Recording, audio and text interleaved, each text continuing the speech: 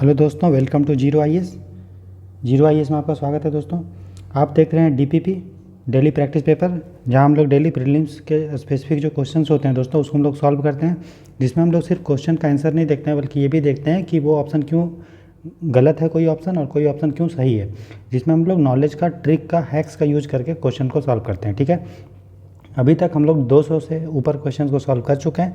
आज हम लोग 25 से 30 क्वेश्चंस देखेंगे और वो क्वेश्चंस होगा ज्योग्राफी का दोस्तों। इसके अलावा अभी history, polity, geography, economics, environment का क्वेश्चंस अभी आ चुका है। तकरीबन 200 से ऊपर क्वेश्चंस आ चुका है, तो ज़रूर देखें। प्लेलिस्ट में डीपीपी के नाम से बना हुआ है। ये कोर्स हिंदी और इंग्लिश दोनों में है। अभी जो डिस्कशन होगा दोस्तों वो बाइलिंगुअल में होगा, हिंदी और इंग्लिश में। और 12 बजे अब पूरा आप लोग का हिंदी के पे पूरा डिस्कशन आएगा, जो पूरी तरह से हिंदी में होगा। क्वेश्चन भी उसकी, इसका जो अभी इंग्लिश में क्वेश्चन है तो वो क्वेश्चन पूरी तरह से हिंदी में होगा, उसका डिस्कशन भी हिंदी में होगा। अभी जो ये वीडियो है वो बाइलिंगुअल होगा, हिंदी और इंग्लिश दोनों में होगा। तो जिन बच्चों को हिंदी इंग्लिश दोनों आता है वो इसको देख सकते हैं, और जिसको सिर्फ इंग्लिश आता है वो भी देख सकते हैं, और जिसको पूरी तरह से सिर्फ हिंदी ही आता है वो इसका डिस्कशन 12 बजे आएगा तो उसको आप देख सकते हैं। ठीक है, उन लोगों के लिए भी डीपीपी हिंदी के नाम से प्लेलिस्ट बना हुआ है, और इंग्लिश मीडियम के लिए भी डीपीपी के नाम से, मॉक टेस्ट के नाम से प्लेलिस्ट बना है, ज़रूर देखें। ठीक है, इस कोर्स को प्रेजेंट किया जा रहा है जीरो आईएएस चैनल पे, और प्रेजेंट कर रहा है राहुल बर्नवाल, जो ईपीएफओ में एक सिलेक्टेड ऑफिसर है दोस्तों। साथ ही साथ मैंने यूपीएससी का मेंस 2020 में और यूपीपीसीएस का मेंस 2021 में दिया है दोस्तों। ठीक है, इसका फ्री पीडीएफ आपको टेलीग्राम चैनल पे मिल जाएगा, जिसका लिंक मैं इस वीडियो के डिस्क्रिप्शन बॉक्स में डाल दूंगा। ठीक, तो चलिए शुरू करते हैं। पहला क्वेश्चन बोल रहा है, consider the following statements with reference to total fertility rate of the Indian population according to the 5th national family health survey NFHS 5। बोल रहा है NFHS 5 हुआ था। ठीक है, उसमें टोटल फर्टिलिटी रेट के बारे में कुछ कथन है। टोटल फर्टिलिटी रेट का मतलब ये होता है दोस्तों कि एक महिला जब उसका रिप्रोडक्टिव एज होता है, ठीक है, तो उसमें कितने बच्चे को वो जन्म देने की उसमें कैपेसिटी है, उसको बोलते हैं TFR। ठीक है, TFR जनरली होना चाहिए 2.1, इसको बोलते हैं रिप्लेसमेंट रेट। मतलब अगर इतना बच्चा होते हैं 2.1 तो माना जाता है कि पॉपुलेशन उस समय क्या रहेगा, स्टेबल रहेगा, ना तो बढ़ेगा ना तो घटेगा। ठीक है, इसको बोलते हैं TFR। ठीक, तो देखिए बोल रहा है पहला कथन, the total fertility rate of India decline to 1.5 from 2.2 NFHS 4। बोला NFHS 4 में हम लोग का TFR जो कितना था 2.2, वो घट के कितना हो गया 1.5। ठीक, दूसरा कथन है, more than 30 states have and UT have achieved replacement level of fertility. तो बोल रहा है 30 स्टेट्स और यूटी मिला के 2.1 को अचीव कर लिए हैं। ठीक है, तो देखिए ये हो सकता है सही, क्यों? क्योंकि इंडिया में जैसे 28 राज्य हैं और 8 कितना है यूनियन टेरिटरी है, टोटल कितना है 36। भारत जो है सरकार अभी फोकस कर रही है कि रिप्रोडक्शन का रेट जो है कम करना, जनसंख्या को कम करना। ठीक है, तो हो सकता है कि 36 में से 30 राज्य जो है अचीव कर लिए हैं, और बड़े बड़े राज्य जैसे यूपी है, बिहार जो है, झारखंड है, ये सब अचीव नहीं किया होगा। और भी 2-3 राज्य होगा वो अचीव नहीं किया होगा 2.1 को, बाकी 3 अचीव कर लिया होगा। तो ये लॉजिक के अनुसार ये कथन सही है। बोल रहा है कि टोटल फर्टिलिटी रेट इंडिया का डिक्लाइंड हो गया 1.5 में। ठीक है, एक तरफ बोल रहा है कि हमने रिप्लेसमेंट लेवल को अचीव कर लिया। रिप्लेसमेंट लेवल मैंने बताया क्या होता है 2.1, तो यहाँ पे बोल रहा है कि TFR घट के 1.5 रह गया, तो ये कथन गलत है। होना चाहिए ना लॉजिक में, अगर हमने TFR को अचीव कर लिया तो 2.1 के आसपास होगा ना हमारा TFR। अगर 30 स्टेट अचीव कर लिए तो टोटल जो इंडिया का होगा तो 2.1 के आसपास होगा। तो ये 1.1 नहीं, 5 नहीं है दोस्तों, ये 1.5 की जगह कितना है इंडिया का भी TFR, वो है आपका 2। ठीक है, 2.0 ओवरऑल देखें तो 2.0 है, जिसमें से 30 राज्य जो है 2.1 को अचीव कर लिए हैं और कुछ राज्य जो है अचीव नहीं कर पाए। और बहुत सारे राज्य का TFR जैसे साउथ इंडियन स्टेट का होगा, दक्षिण भारत का, उनका TFR जो होगा वो कम होगा, है ना, क्योंकि वहाँ पे शिक्षा का स्तर अच्छा है, स्वास्थ्य सुविधा बढ़िया है। तो NFHS 4 में जो था, नेशनल फैमिली हेल्थ सर्वे में, हमारा जो TFR था दोस्तों वो था आपका 2.2 के आसपास। ठीक है, जो घट के कितना रह गया आप हमारा 2, समझ में आया? तो ये आपको ध्यान देना है, तो इसलिए पहला गलत है। तो हमें पूछा है करेक्ट, हम गोला कर देंगे, जो सही वाला है उसको ध्यान देंगे, तो हमारा होगा 1 का B। ठीक है, समझ में आया? तो ये लॉजिक होता है दोस्तों। ठीक है, बोल रहा है श्रेयस स्कीम, अगला क्वेश्चन है दूसरा श्रेयस स्कीम के बारे में। तो Shreyas scheme is a program initiative of which of the following ministry. ठीक है, तो दोस्तों अगर श्रेयस स्कीम के बारे में आपने पढ़ा है तो इसमें हम लोग क्या करते हैं, शिक्षा पे ध्यान देते हैं, एजुकेशन पे, और लोगों को जो है वह उनका स्किल को डेवलप किया जाता है। साथ ही साथ उनका स्किल को डेवलप करके उनको हम लोग जॉब प्रोवाइड करते हैं, एम्प्लॉयमेंट प्रोवाइड करते हैं। ठीक है। तो यहाँ पे अब देखिए श्रेयस स्कीम का मतलब होगा, फुल फॉर्म भी अगर ध्यान में लगेगा तो इंटरप्रेन्योरशिप होगा। ई का मतलब कहीं आइडिया लग रहा है ना। तो इंटरप्रेन्योरशिप चलिए यहाँ पे हो गया, ठीक है। उसके बाद जो है यहाँ पे हो सकता है एच मतलब ह्यूमन रिसोर्स होगा, कुछ एजुकेशन होगा। तो कहीं ना कहीं अगर यहाँ से भी अगर लॉजिक लगाएंगे कि यार कोई अगर स्किल डेवलपमेंट का होगा तो बिना शिक्षा को जोड़े हम किसी लोगों को स्किल को नहीं कर पाएंगे। और जब भी स्किल को डेवलप करेंगे तो सरकार रोजगार सृजन पे, एम्प्लॉयमेंट जनरेशन पे फोकस कर रही है, मतलब एम्प्लॉयमेंट भी कहीं ना कहीं होगा, ठीक है। तो तीनों जो है मिनिस्ट्री एक दूसरे से लिंक है। अगर किसी को हमको शिक्षा देंगे तभी हम उसको क्या दे पाएंगे, स्किल दे पाएंगे, और तभी हम उसको जॉब के लिए कैपेबल बना पाएंगे। तो तीनों मिनिस्ट्री जो है आपस में दोस्तों लिंक है, ठीक है। तो श्रेयस स्कीम का जो आंसर होगा करेक्ट कौन कौन से मिनिस्ट्री है, तो 1, 2 एंड 3 होगा, ठीक है। तो लॉजिक लगा के भी आप जो है क्वेश्चन को सॉल्व धीरे धीरे ऐसे कर पाएंगे। अगला है consider the following statement with reference to west flowing rivers in India. तो भारत में जो पश्चिम की ओर रिवर फ्लो होती है, ठीक है, जैसे आपको देखिए पता होगा ये नर्मदा नदी है इधर और ये तापी है। तो ये किधर जाती है इंडिया में दोस्तों, वेस्ट की ओर, पश्चिम की ओर बहती है कि नहीं, पश्चिम की ओर जाती है। ये नर्मदा है, ये तापी है। तो बोला वेस्ट फ्लोइंग रिवर के बारे में, तो बोला river Narmada originates at the western flank of the Amarkantak प्लेटू। तो देखिए नर्मदा नदी देखिए ये मान लिया अमरकंटक का प्लेटू है, तो इसका ईस्ट पार्ट ये हो गया, वेस्ट पार्ट। तो नर्मदा नदी वेस्ट से निकलती है अमरकंटक के, ये एकदम सही है दोस्तों, ठीक है। और आपको पता भी होगा नर्मदा नदी अमरकंटक की फेमस है उसके लिए, है ना। यहीं पे नर्मदा नदी पे ही सरदार सरोवर डैम बना रहे हैं दोस्तों, ठीक है। तो अगला है Indira Sagar dam is built over the Tapi river, ठीक। तो इंदिरा सागर डैम दोस्तों तापी रिवर पे नहीं है दोस्तों, ये आपका किस नदी पे है, ये आपका नर्मदा पे है। और इसे भी देखिए यूपीएससी क्या करता है, एक कथन को दूसरे में इंटरचेंज करता है ना। यहाँ दे दिया ठीक, और यहाँ पे होना चाहिए नर्मदा, तापी रिवर पे है तुम्हारा नर्मदा नदी पे इंदिरा सागर, और वहाँ पे क्या दे दिया, तापी को जगह क्या कर दिया, नर्मदा।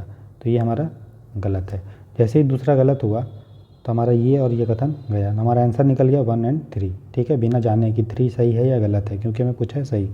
तो माही रिवर बेसिन फ्लोज ओवर 3 राज्य के बीच में माही रिवर का जो है बेसिन है, ठीक है। तो ठीक है, माही रिवर आपको पता होगा एमपी, राजस्थान और गुजरात के एरिया में माही रिवर होती है, ठीक है। तो माही रिवर जो होता है दोस्तों, वो जो मालवा जो आपका जो प्लेटू है, मालवा का जो पठार है, तो उसके बीच में एक तरफ आपका अरावली है, ठीक है, नॉर्थ में अरावली होती है, ठीक है। उसके बाद मालवा है इधर, इसके बाद विंध्यन है साउथ में, और गल्फ ऑफ खंभात, ये चारों एरिया से घिरी हुई है कौन, माही रिवर, ठीक है। कौन कौन, ऊपर में क्या है आपका ऊपर में क्या है, अरावली, ठीक है, यहाँ क्या है, मालवा, ठीक है, यहाँ पे क्या है, खंभात की खाड़ी, गल्फ ऑफ खंभात, और यहाँ पे क्या है, विंध्यन साउथ में। तो ये चारों तरफ से जो है घिरा हुआ है कौन, आपका माही रिवर, ठीक है। तो याद रखिएगा। तो 3 राज्यों में है, कौन कौन बता दिया, एमपी, राजस्थान एंड गुजरात। इसका सही आंसर होगा सी, 3 का सी, ठीक है। अगला देखते हैं, arrange the following national parks of India from north to south in order of their occurrence. बोरा नॉर्थ से साउथ हमको अरेंज करना है, ठीक है। ये इंडिया है दोस्तों, तो ये नॉर्थ हो गया, ये साउथ। कौन नॉर्थ में आता है, कौन साउथ में। देखिए वैली ऑफ फ्लावर आपको पता है, फूलों की घाटी कहाँ पे है दोस्तों, ये उत्तराखंड में। तो उत्तराखंड कहाँ पे है, यहाँ पे है। उसके बाद pin valley national park, pin valley कहाँ पे है दोस्तों बताइए। पिन वैली आपका जो है हिमाचल प्रदेश में। हिमाचल प्रदेश जो है वो उत्तराखंड के ऊपर है, तो यहाँ पे हिमाचल प्रदेश है, ठीक है, ये हिमाचल प्रदेश में। कांगेर घाटी कहाँ पे है, ये छत्तीसगढ़ में है, ये तो यहाँ पे हो गया छत्तीसगढ़, ठीक है। उसके बाद यहाँ पे है छत्तीसगढ़। उसके बाद साइलेंट वैली कहाँ है, केरल में। तो सबसे पहले हिमाचल प्रदेश, फिर उत्तराखंड, फिर छत्तीसगढ़ और फिर केरल, ठीक है। तो 4 का आंसर होगा दोस्तों बी, ठीक है। सबसे पहले आपका हिमाचल प्रदेश, फिर आपका उत्तराखंड, फिर आपका छत्तीसगढ़ और फिर आपका केरल, ठीक है। ये आपको ध्यान रखना है, 4 का होगा बी, ठीक। चलिए आगे देखते हैं क्वेश्चन नंबर 5 में, the mega Kaleshwaram lift irrigation project aimed at transforming and drought proofing Telangana. बोल रहा है कि mega Kaleshwaram lift irrigation project है, जिससे हम लोग तेलंगाना को बाढ़ से मुक्त कर देंगे, ऐसा हम लोग सोच रहे हैं करने। इसका मतलब देखिए कालेश्वरम, ठीक है। ये कहाँ पे बोल रहे हैं, तेलंगाना, ठीक है। अब ध्यान दीजिएगा, ये लिफ्ट इरिगेशन है दोस्तों। लिफ्ट इरिगेशन मतलब समझते हैं कि पानी को हम लोग हाइट पे स्टोर कर देते हैं। जैसे कहीं पानी है, इसको एक टंकी में या बहुत बड़ा रिजर्वायर में इस पानी को हम लोग भर दिए, ठीक है। मतलब पानी को जो नीचे था उसको हम लोग उसका लेवल बढ़ा के हाइट पे भर दिए, उसी को बोले लिफ्ट। लिफ्ट मतलब उठाना होता है, तो पानी को हाइट पे उठा दिए। अब इसको हम लोग धीरे धीरे यहाँ से रिलीज करेंगे पानी, तो पानी प्रेशर से क्या होगा, निकलेगा। तो इसी को बोलते हैं लिफ्ट इरीगेशन प्रोजेक्ट, ठीक। तो बोल रहा है कालेश्वरम लिफ्ट इरीगेशन प्रोजेक्ट जो है वो गोदावरी नदी में, ठीक। अब देखिए गोदावरी नदी जो दोस्तों है वो तेलंगाना के आसपास है, तो कहीं लॉजिक अगर आप अप्लाई कीजिएगा कि जो गोदावरी नदी है, जो मेन नदी है आंध्र प्रदेश और तेलंगाना का, वो आपका कौन सा है दोस्तों, कौन सा है गोदावरी, ठीक। तो ये आंसर सही होना चाहिए। दूसरा है it has been accorded national project status, बोल रहा है इसको राष्ट्रीय प्रोजेक्ट का दर्जा मिला है। तो ये आपको अगर पता है तो ठीक है कि मिला है या नहीं, अगर नहीं पता है तो ये जो है गलत है। नेशनल प्रोजेक्ट का भी दर्जा नहीं मिला है। नेशनल प्रोजेक्ट का दर्जा ये मांग रहा है, लेकिन सरकार अभी इसको नहीं दी है। बोली कि अभी इसमें जितना भी पैसा आना चाहिए अभी नहीं आया है, निवेशक इन्वेस्ट नहीं किया, इसीलिए अभी हम इसको दर्जा नहीं दे सकते हैं, ठीक। तो इसमें करेक्ट पूछा है तो 5 का होगा ए। तो लॉजिक के आधार पर मैंने पहला कथन को सही मान लिया, और दूसरा कथन अगर आपको पता है तो ठीक है, नहीं पता है तो आप गेस कर सकते हैं कि पहला सही है और दूसरा को पता नहीं कि क्या है, तो आप 1 और सी में गेस कर सकते हैं, ठीक। चलिए आगे देखते हैं। क्वेश्चन नंबर 6 बोल रहा है which of the following greenhouse gases are covered under the Kyoto protocol for emission control to reduce global warming. पूरा ग्लोबल वार्मिंग को कम करने के लिए, ग्लोबल वार्मिंग क्या होता है बताइए, जैसे कि अर्थ है, ठीक है।